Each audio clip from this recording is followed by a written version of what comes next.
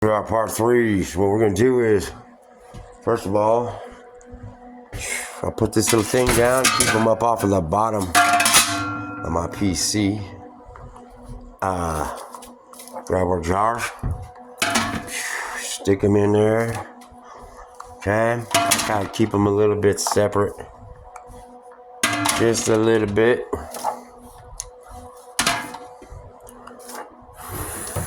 5, 6. So what I got 6.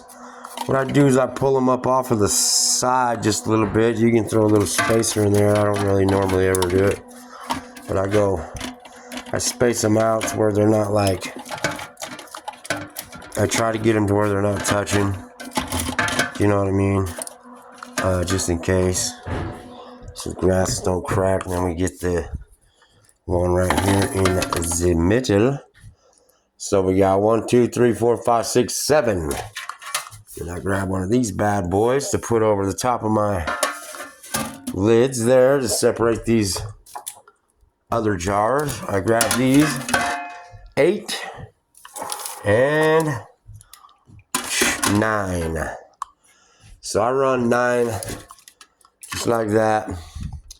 I also put this up over the top here just to prevent, because sometimes when you get pressured up in there, you want to make sure your aluminum's on there real good. The aluminum seals to keep your filters dry and from excess fluid getting inside your jars. But when it pressurizes up, you'll want to put something up over the top in between just to space it, because you don't want a piece of aluminum blowing off or whatever and plugging up your pressure gauge or any of that. So anyways, before I put that on there, we had liquid.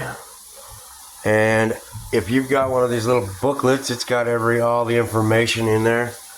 I don't really normally use my booklet, but I got one. It's a 20, I believe this is 26 quart. So I go 1, 2, 3, and about 1/2, give or take. Doesn't have to be perfect. You just want to make sure you don't fill your pressure cooker up. You don't want it to be above half. So that puts my line in about right. My water line about, my fluid line about right there. So I'm about 1/3, a little less than 1/3 full. Then I add just a little bit of vinegar.